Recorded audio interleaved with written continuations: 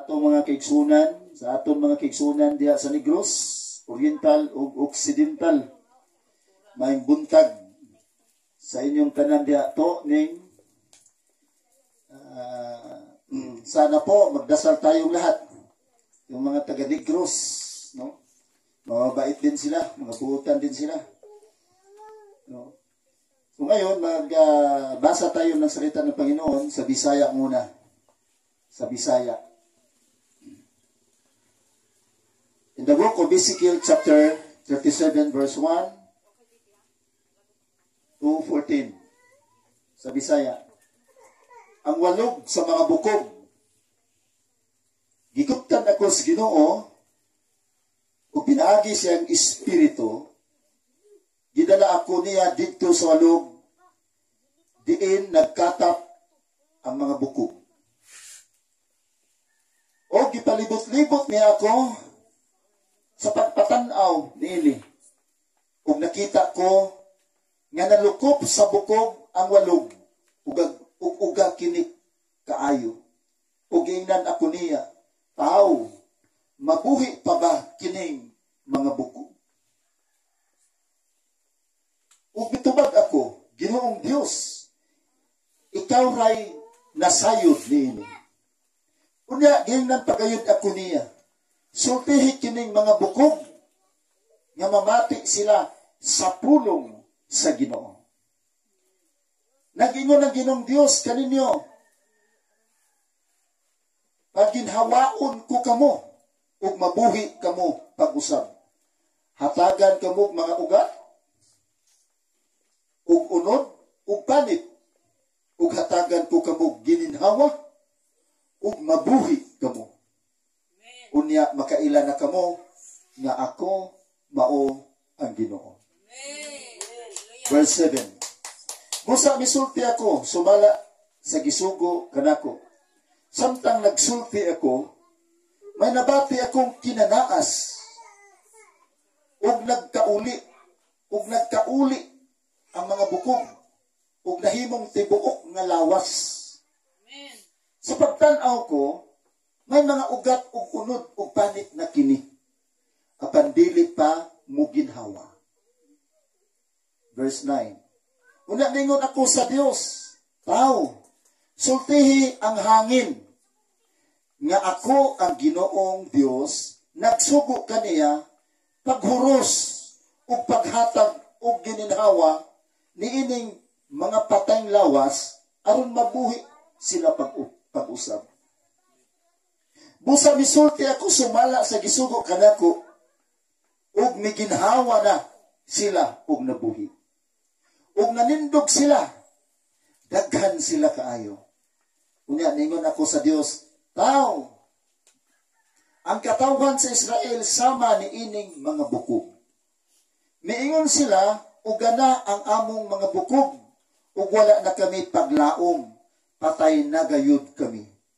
Busa sultihi sila nga nag-ingon ang Ginoong Dios, ablihan ko ang inyong mga lubong, ug banhawon ko kamo, o katawhan ko, dadun ko kamo, balik sa yuta sa Israel. O kunya, hibaw-an ninyo, nga ako, mao ang Ginoo, bukas ko sa inyong mga lubnganan, o inigbanhaw ko kaninyo, o katawhan ko.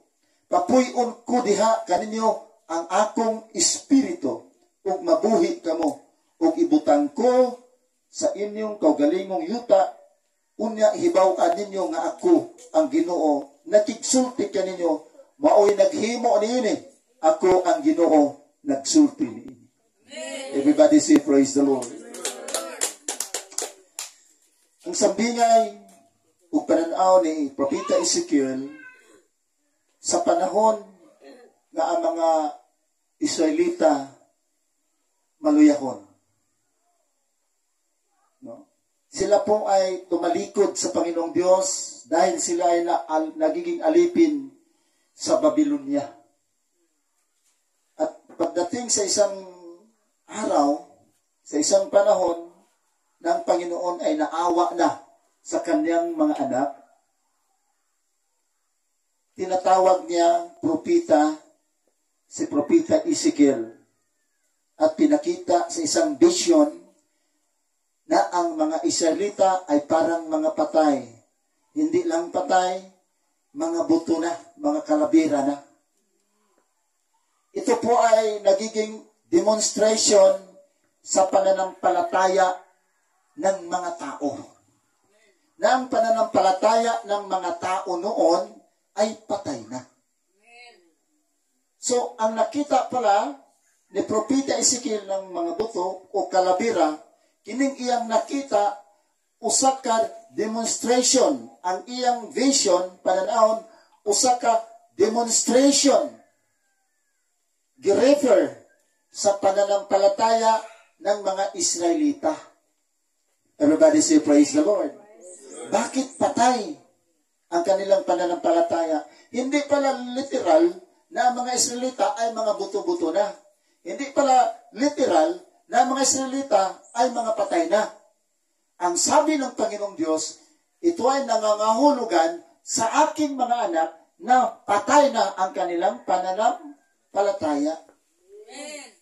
Everybody say, praise the Lord. Pero ang pag-asa, ito ay nabuhay muli. Gibuhi pagbalik sa Ginoo. At sabi dito, sa Ginoo diri sa verse 5, nag-ingon ang Ginoong Dios kaninyo, paginhawaon ko kamo ug mabuhi kamo pag-usam. So, diretso nga pagkaistorya, there is a coming restoration of faith para sa mga Israelita. Amen. No? Mayroon palang restoration na ibinigay sa Panginoon sa kanila upang mabuhay muli ang kanilang pananampalataya sa ating Panginoong Diyos. Amen. At ito po ay nangyari sa panahon ni Propeta Ezekiel. For a long time and many years na sila po ay nagiging alipin sa Babylonia. Mataas na panahon. Ang unang pagkaalipin doon sa Egypt.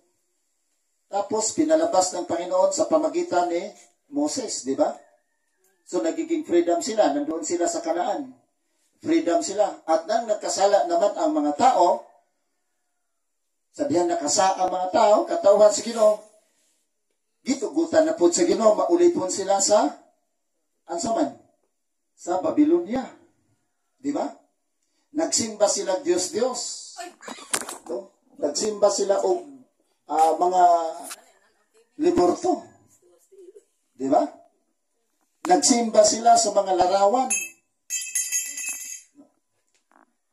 Karon ang Ginoo, sadyang nahitabo na, ngayang katawhan, mibiya niya, nangitag paagi ang Dios kay naluoy man gyud ang Ginoo sa iyang katawhan. Pinaagi sa usa ka alagad niya nga si Propeta Ezekiel, gibalik, girestore ang ilang pananampalataya. So sa verse 37, doon na vision si Propeta Ezekiel nga mabuhi ang pagtuo sa mga katawhan sa Dios. Okay.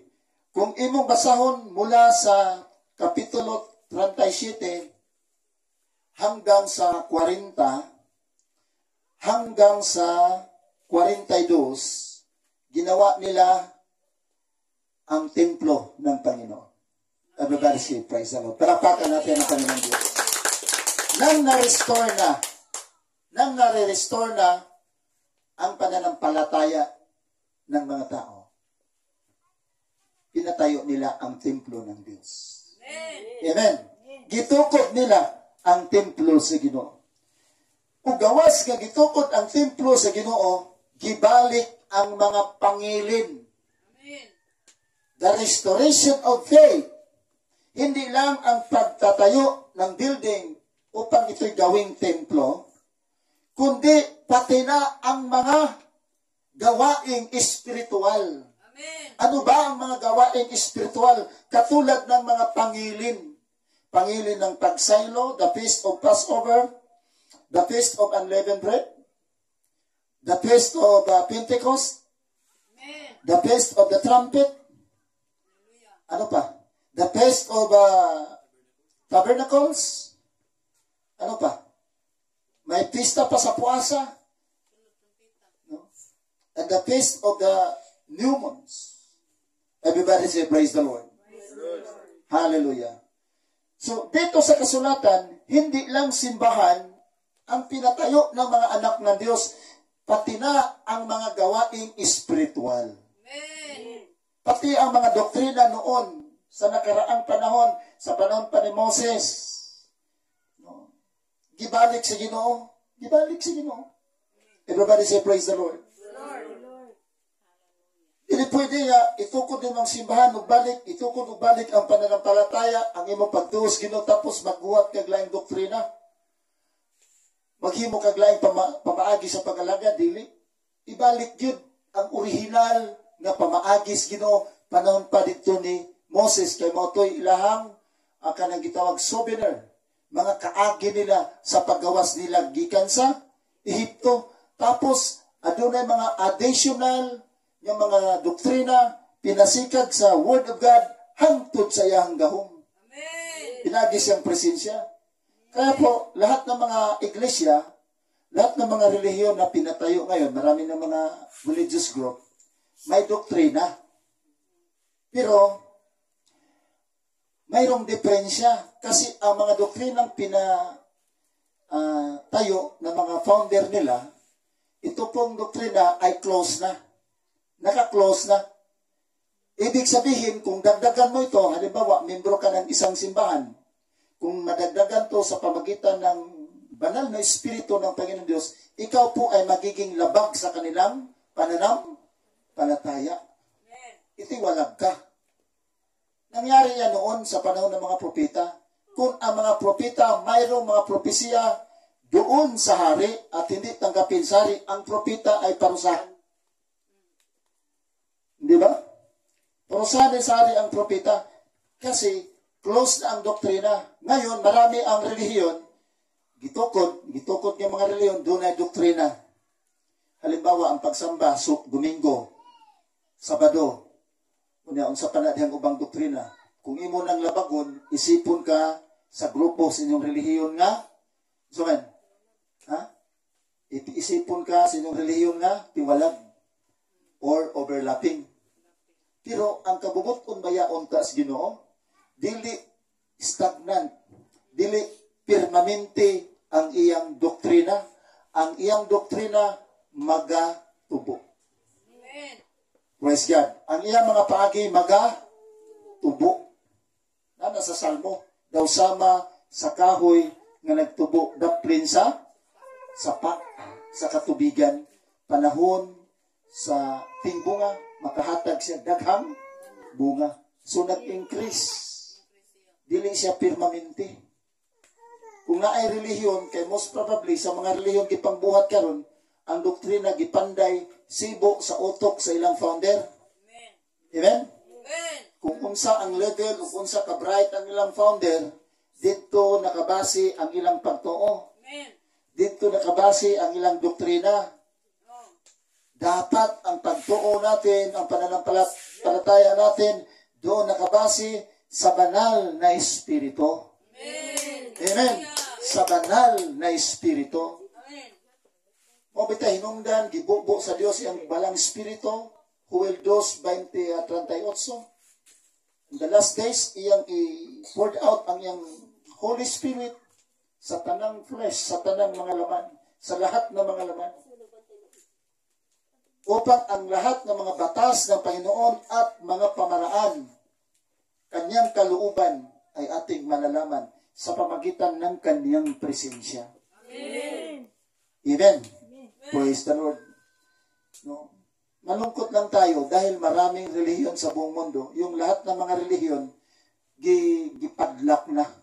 Gipadlak na ang doktrina. No? Sana lahat ng mga founder ng religion, huwag ninyong isirado. No? Ayaw ninyo isirado ang doktrina ninyo, i-open ninyo. Kung ano pa ang dapat idagdag. Kung ano pa ang kalooban ng Diyos, idagdag ninyo para mag-increase, no? Magtubo ang pananampalataya ng bawat isa. Amen. Amen. Praise God. Kaya nga maraming relihiyon ngayon kasi mayroong dagdag na pamaraan ng Panginoon. Ayaw tanggapin ng pastor. ayaw tanggapin ng founder. Di ba? At nararamdaman niya, totoo ito. O ang ginawa niya, nagparehistro din siya ng ibang relihiyon. Amen? Amen.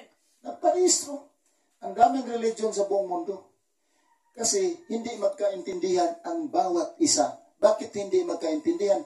Dahil ang doktrina ay gi-close na. Amen. Gipadlak na.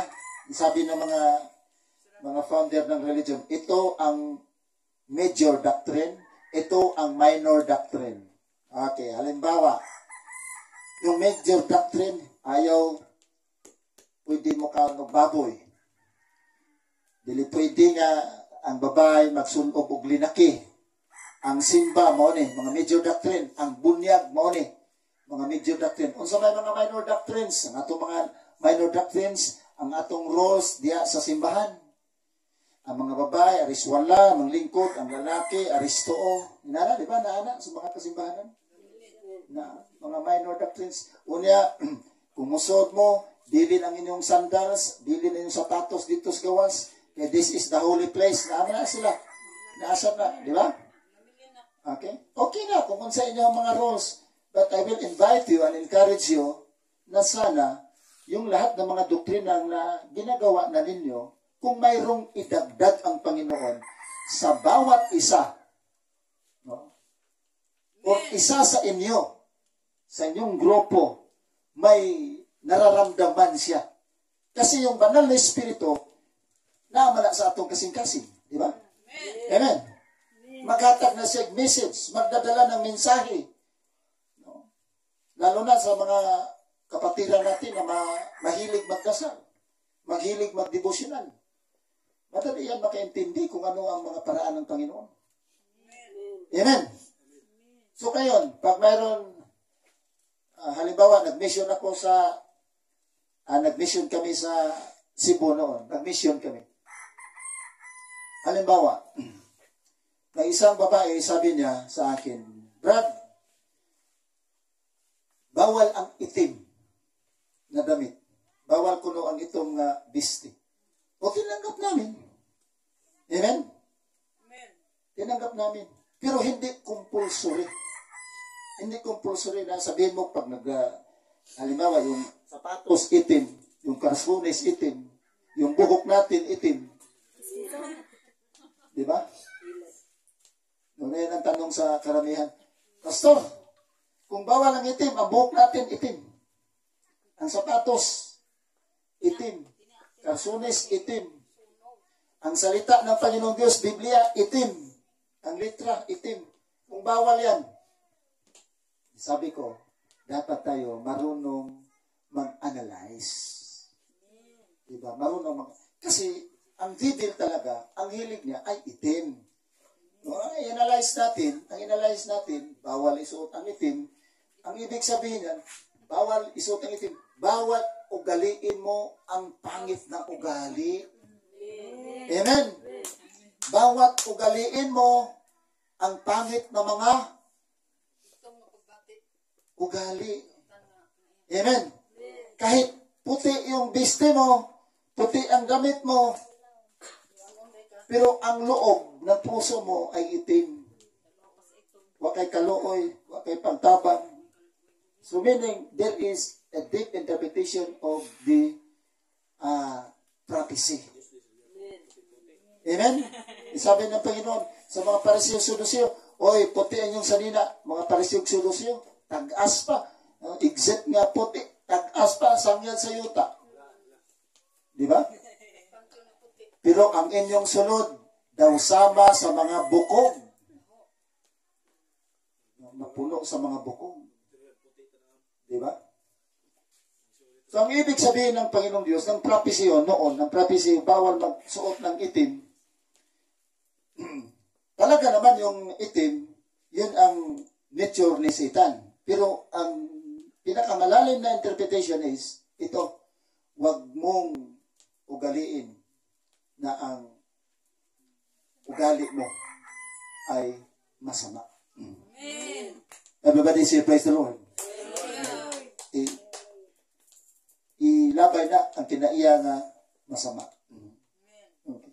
So, ganito, yung na-restore na ang mga Israelita, ang kanilang pananampalataya.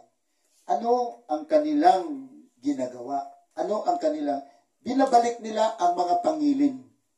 Di ba? Ibalik nila ang pangilin. Ano ang pangilin? Yung mga pista. Balikan natin. Ang una, ano ang una? Ang ano una? Passover. The 14th day of the first month. Di ba? Dayon, isunod ang unleavened bread. No? Patubo, pan, tipik-tipik sa tinapay, nga walay, patubo.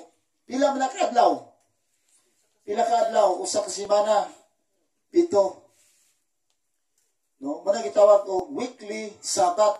Gikan sa 7, muhap na po kag 7, total 49 days, pagka ika-50, muna gitawag og Pentecost. Amen. Amen. Pentecost. Maraming mga ministro ngayon, mga pastor, nabasa nila ang Pentecost, pero hindi nila alam kung ano yan ang Pentecost. Ang Pentecost, isa yan sa mga fiesta. Yun ang araw ng pagdala ng mga first offering mo sa mga firstborn. Mga offering ba? Di ba? Halimbawa, nagbuhay kag baka. Ang unang anak sa imong baka, na kay baka, 20 ka gatasan. Ang unang anak ato, imong ihatag sa Ginoo. Di ba? Kung panadita na kay farm, before mo i-harvest, magkuha ka dito ka ng unang gitawag na sa makaraan o ilaw. Imong dadon dito sa tigumanan. Di ba? Praise God. So muna ang ganang gitawag sa uban, sa mga pastors, gitawag nilang Thanksgiving. Thanksgiving. Pero sa Biblia, tinatawag yan Pentecost. The day of Pentecost. Nangyari yan mula sa panahon pa ni Moses hanggang ngayon. Nagpatuloy ang Pentecost. Kasi nagpatuloy ang Panginoon, nagbibigay ng blessing sa atin. Sa ating pagpa-farm, pagtatanim, patuloy ang Pentecost. Kaya nga nag-celebrate tayo sa Pentecost, nakaraang buwan, nag-celebrate tayo sa Pentecost. Kaluoy si Ginoo, nalampos na to. Kunya, karong umaabot nga mga adlaw, ang sunod nga pista, maong pista sa, usuman, trumpita. The Feast of the Trumpet, kano sana mangyari? Kano sana mahitabo? And the Feast of the Trumpet, the first day of the month. First day of the month. Ano ba ang first day of the month? Yan ay full moon. Amen? Full moon yan. First day of the month. Sa Biblia, pagbalik sa Ginoo, ang pagtingog sa trumpita, sa katapusang tingog sa trumpita, gikan sa silangan, padulong sa kasapan, that is the time of the Feast of the Trumpet. Full moon yan. Amen? Full moon yan. So, hindi wakwak ang dyan sa langit ang makita mo. Ang Panginoon bumabalik kasama ang kanyang mga angels. Amen. Ang kanyang mga anghel. Tinggawas na sa wakwak, nga mo ibalik sa Ginoo, kita sa Ginoo. Mag-abot sila. Mali yan, na yung full moon manggawa sa mga bad spirit, mali yan. Hindi yan totoo. Sa movie lang yan, sa movie. Walang katotohanan yan. Kasi ang mga devil spirit, mahilig sa dilim. Sa madilim, mahilig. Hindi mahilig sa liwanag. Praise God. Nang na-restore na ang kanilang pananampalataya, mayroon silang ginawang templo, arrangement. Saan ang pintuan at saan ang pulpito. Basahin natin, at kailan ito bubuksan ang pintuan ng templo? Basahin natin sa Ezekiel 46 verse 1. Nagingon ng Ginoong Dios ang pultahan sa wanan dapit sunod nga nagatubang sa sidlakan, kinahanglan takupan sunod sa unong kaadlaw nga ting trabaho, apan ablihan kini sa adlaw nga igpapahulay ug sa bag-ong subang sa bulan. Di ba? Kinahanglan mo sunod ang hari agi sa tapam ko. Nganong na may gitawag og unong kaadlaw nga ting trabaho? Mao ni siya ang bilong sa pangilin. ang pangilin, doon na gitawag og weekly Sabbath. Doon na siya gitawag og monthly Sabbath. Doon na siya gitawag og yearly Sabbath. Kining tanan natago ni sa mga pastor, wala nila may bawi. What are the weekly Sabbath? Unsa man ni silang mga weekly Sabbath? Totoo yan, may weekly Sabbath. Pero hindi Sabado. Yung weekly Sabbath, magmula sa Feast of Tabernacle, Feast of the Trumpet, no? Magmula sa, yung weekly Sabbath, magmula sa Feast of Unleavened Bread. Amen? Mula after Unleavened Bread, di ba, ang Panginoon ay namatay sa Catholic Bible Friday. Mali yan, mali. Kung mayroon makig-debate sa akin, harapin niyo ako. Debate tayo, debate tayo. No? Kahit anong prinsipyo niyo, debate tayo. I-prove ninyo, Biyernes namatay ang Panginoon. I-prove ko, hindi Biyernes namatay ang Panginoon. Ika-anim na araw, mula sa celebration ng Unleavened Bread. Kinabukasan, adlaw igpapahulay na, himpit nga pagpahulay sa celebration sa Unleavened Bread. Everybody say, praise the Lord. Praise the Lord. Hallelujah. Mali. Sabihin mo ang Panginoon namatay Biyernes, mali. Halimbawa, for example, bigyan lang kita kunting clue.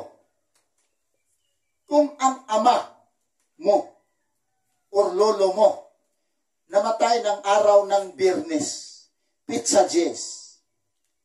Sa sunod na taon, yung Pizza Jess, Biyernes ba? Biyernes ba?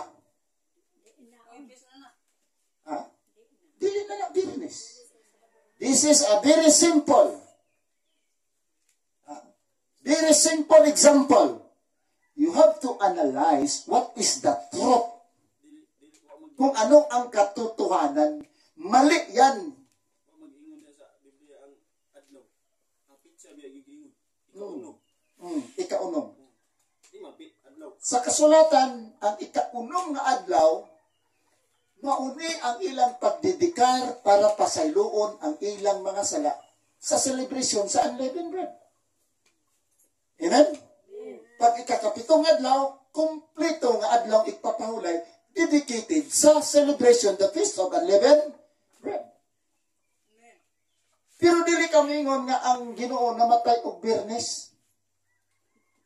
Nanong gipasikat man og Biyernes? Siyempre, kay ang kalendaryo binuhat ni Pope Gregory XIII, Gregorian calendar, nag-start og Sunday. Ang ikaunom nga adlaw, Friday.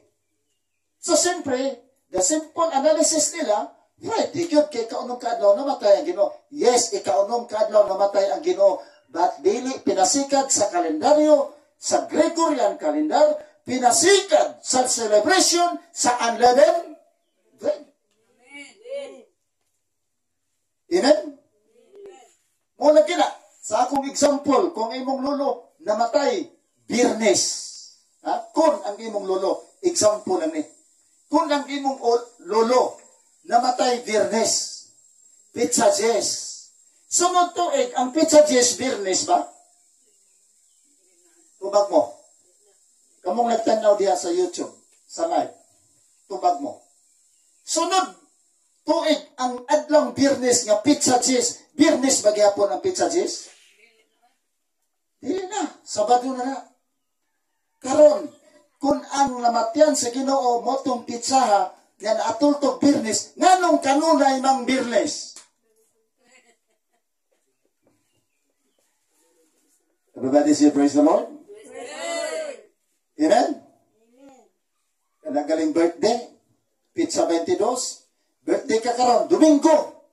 Uy, akong birthday karon Domingo. No? Don't tell me, pag next year, ay mong birthday, Domingo gyapon. Di na ay.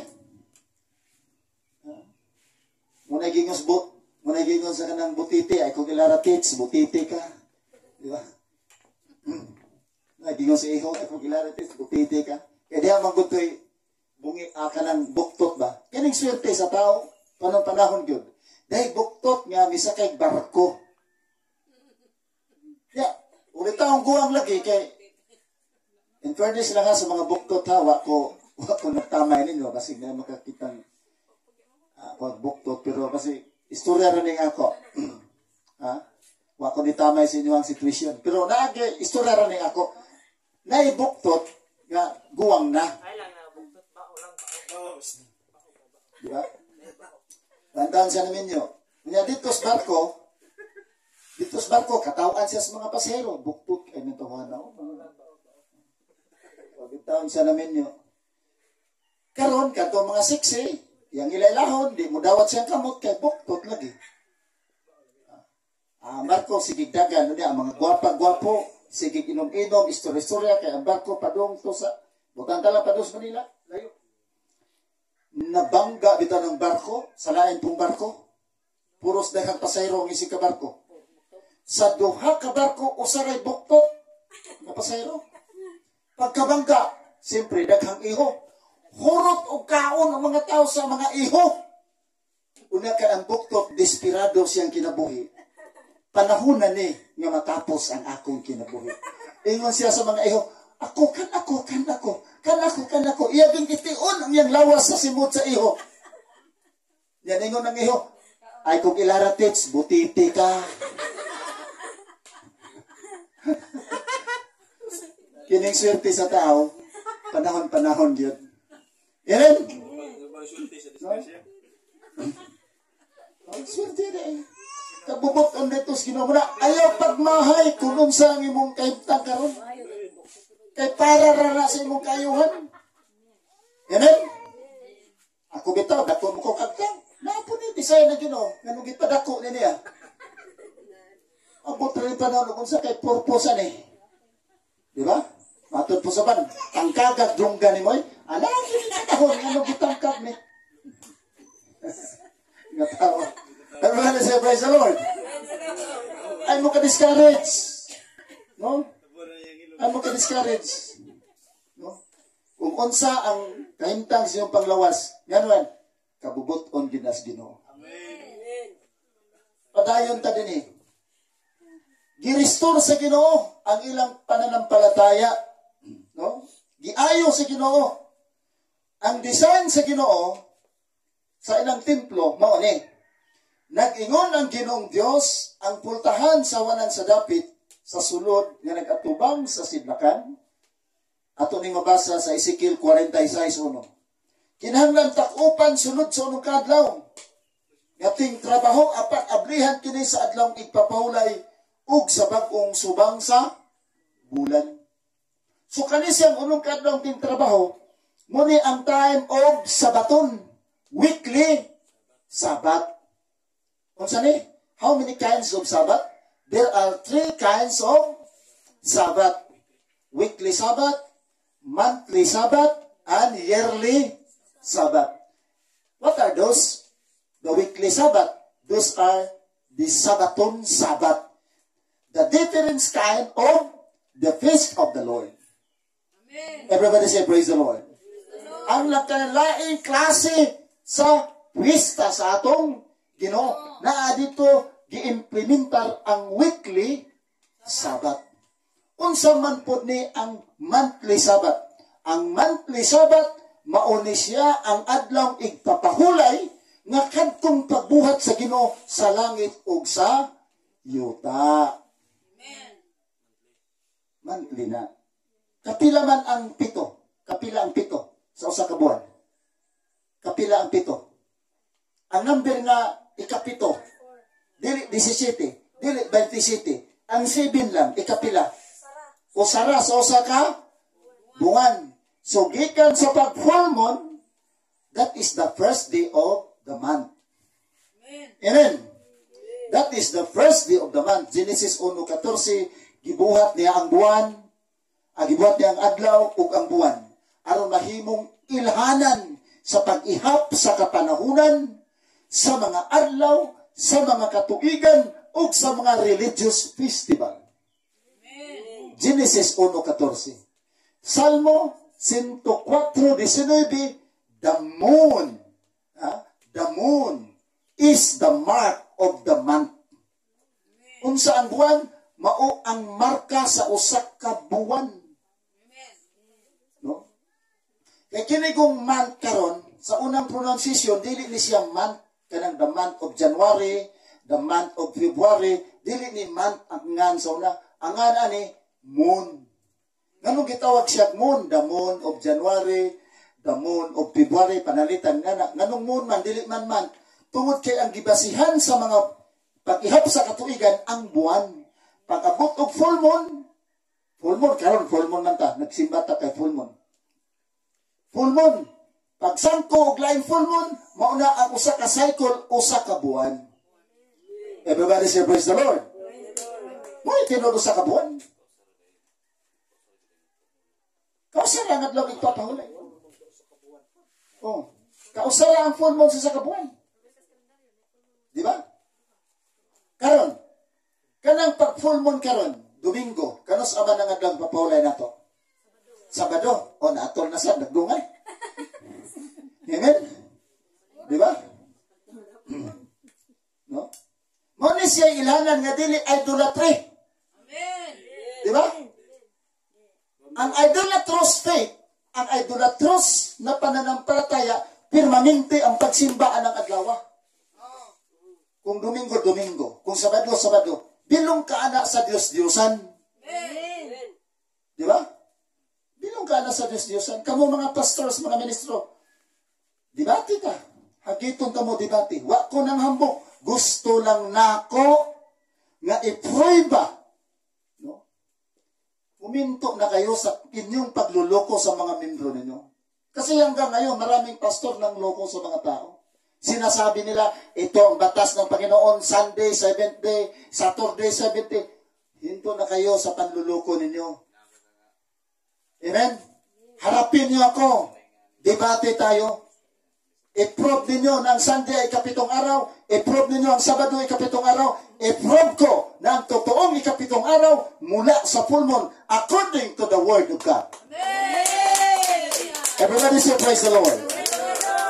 Kasi yung Sunday ninyo, yung Saturday ninyo, hindi yan base sa salita ng Panginoon. Nakabase kayo sa kalendaryo, gawa lang sa Santo Papa ng Roma.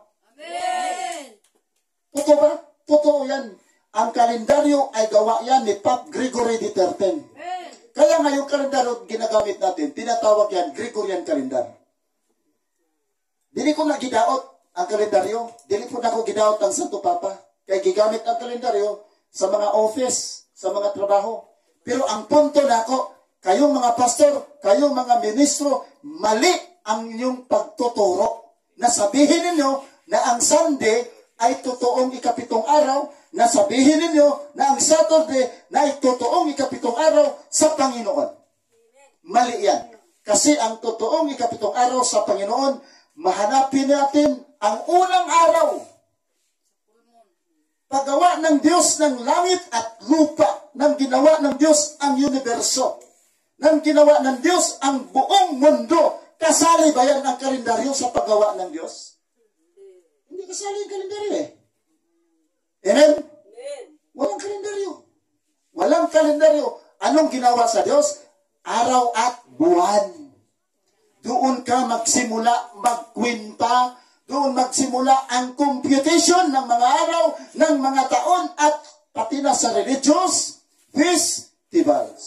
Everybody say praise the Lord. Kaya sinasabi ko dito, yung 6 na araw, working days, kasi kung may celebration mula sa unleavened bread, binigyan sila ng Panginoon ng 7 times 7, ibig sabihin, 49.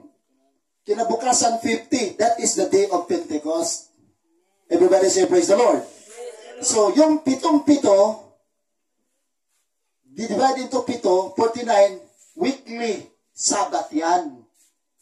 Every weekly Sabbath yan. Kada 7 adlaw, hanggang sa 7 adlaw, hanggang sa Pentecost, yan tinatawag na sabaton. Amen. Tinatawag natin weekly Sabbath. Ano naman ang monthly Sabbath? Ang monthly Sabbath, ito ang Sabbath ng Panginoong Diyos din na paggawa niya sa mundo. Amen. Amen. Everybody say praise the Lord. Praise the Lord. No? Hindi sinasabi ng Panginoon na, hindi sinasabi sa Panginoon doon sa Genesis 2:1, 2:2 nga hanggang sa 3 nga, pwede ka magbuhat sa una hantod sa ikaunom. Wala. Ang sinabi lang doon, balaanon mo ang ikapitong adlaw.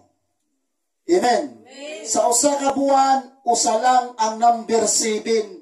Usa lang ang ikapito. Kaya ang tinatawag dyan, monthly Sabbath. Ano naman ang yearly Sabbath? Ang yearly Sabbath, yung 7 taon, kailangan hindi mo galawin ang iyong lupa. Ang imong umaba. Ang imong yuta diha. Nag-uma ka, nagtanong kag mais, gulay, uguban pa diha. Pag abot sa 6 years, huminto ka. O 7 years. Hanggang 6 na taon ka lang mag-uma diha sa imong area. Halimbawa, may area ka, 2 hektarya. Yung 1 hektarya mo, 6 na taon na, nagtatanim ka. Pag ikapitong taon, maghinto ka sa area na yan. Huwag mong taniman. Huwag mo munang gamitin. Kasi ang Diyos nagawa sa lupa. Alam ng Diyos, alam ng Panginoon Diyos, ano ang nature sa lupa. Siya ang may-ari. Amen? At batas ito ng Panginoong Diyos, pag abot sa ikapito katuig, sa imong pag-uma, ayaw umha, papahuwaya ang imong uma. Papahuwaya ang imong yuta. That is a yearly Sabbath. Yung yearly Sabbath naman, lahat ng may mga utang, intas. Kana, muna isakto sa mga palautang, impas ni, pag abot ng kapito katuig. Batas yan ng Panginoong Diyos. Amen. Di sa kuha kabayad. Pag abot sa kapito katuig, impas. Yan ang prinsipyo ng Panginoon. Amen. Pero di sa ato abot ng 20 katuig, huwag kabayad. Nagyapon, huwag kabayad. Matay lang ito ng utang, gisunod sa mga anak. Sa bangko. Bayaran mo na. Diba? Nya, kung dagko yung utang ka na mga utang yun nga dinagko kayo na, nga ang kapalit, ang imo ng anak, imong ulipon, makagawas itong mga ulipon, na ulipon sila tungkol sa imong utang. Unay ito, Jubilee year. Every 50 years, doon na ito, Jubilee year. Lahat ng mga alipin, gawas. Maulipon ka 40, huwag ka Jubilee year, 40 plus 50, pila? No, 90 na, una ka makabatog freedom. No? Manang bilao doon, sige mo. Jollibee, Jubilee year.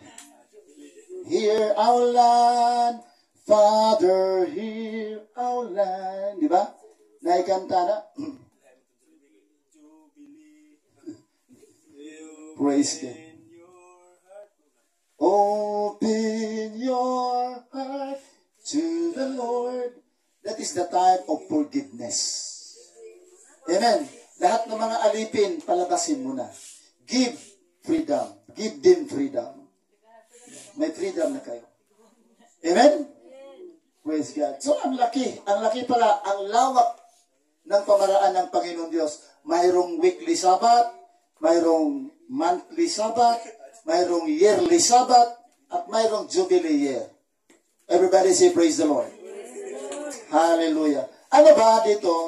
Nandito pa tayo sa first stanza ng binabasa natin. Kailan sila bubuksan ang pintuan ng templo?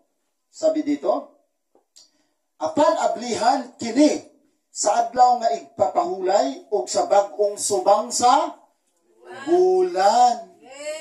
Mayroon palang buwan. Kung sa maning bagong subang sa bulan, muna siya ang full moon. Genesis 1:14, 15-16, He made the sun. No? He made the sun to roll over the day. To roll over the day. Ginawa niya ang araw upang magbigay ng liwanag sa buong araw. And He made the moon. He made the moon to roll over the night. Kailan mangyayari yan na ang buwan ay magbigay ng liwanag sa buong gabi? Kailan mangyayari? Full moon. Palapakan natin ang Panginoong Diyos. Yan ang araw at yan ang panahon na i-open ang church. I-open ang pintuan ng templo. Everybody say, praise the Lord. I-open. Basahin natin. Kinahanglan mo sunod ang hari, agi sa tapang ko. Tapang ko. Sa ganghaan, kung gikan siya sa gawas. Ugan na siya magbarog duol sa ligi sa pultahan. Ang mga pare, kaysa una, pare man yun ang kwan si Ginoo sa una, magdala sa seremonya. Maoy muhalad sa iyang halad nga sunugon o sa iyang halad. Alang sa kalinaw, uganha siya musimba diya sa bakanan sa pultahan. Kining hari, unya mugula siya apan ang pultahan dili takpan hangtod sa gabi. Anha